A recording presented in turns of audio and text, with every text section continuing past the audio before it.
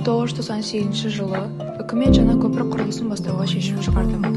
Көпір құрылысымен негізінен жапондық IHI Corporation фирмасы айналысты. Негізгі аралықтың ұзындығы 750 метр, жалпы ұзындығы 86 метр. 2022 жылы Астана көпір астында қала тұрғындары және қонақтары демалыс уақыттарын өткізулері үшін жаңа демалыс орны ашылды. Ондағы қала тұрғынына паркур алаңдары жасалған. Көпір асты алаңы бірнеше бөлікке бөлінген. Стритболға арналған аймақ, фитнес аймақ және балалар ойын алаңы.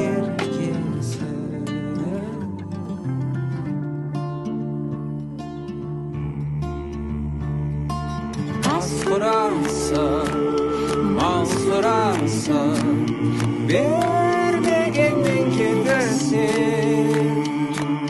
Adam avlap sıprasam baydı şovlar jetesin. Söz kudurtkan, şor kudurtkan, altınların soldan.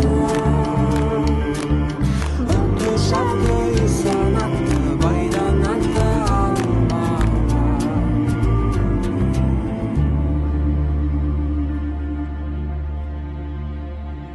Gidiyor yer, keselim zor.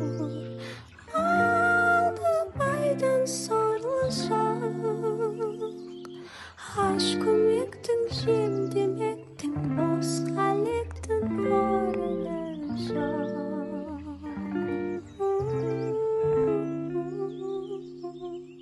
Su жығарма, сөзі қарма, сыпырат жылман жел буаз. Айтты көндім, алды бердім, енді көндім өзіме. Соның бір дәлелі қазақ халқының жаңа өнері 1917 жылы Ойқұдық жайлауында Мұхтар Әуезовтің жетекшілігімен қойылған еңлік кебі пьесасының премьерасы. Бұл тарихи дәлелденген және дер кезінде расталған оқиға. Өз ойында, тұл бойында, бәрмәні жоқ пендесі. Түзде мұрзаң үйде сырдаң, сөзі қылжаң еркесі.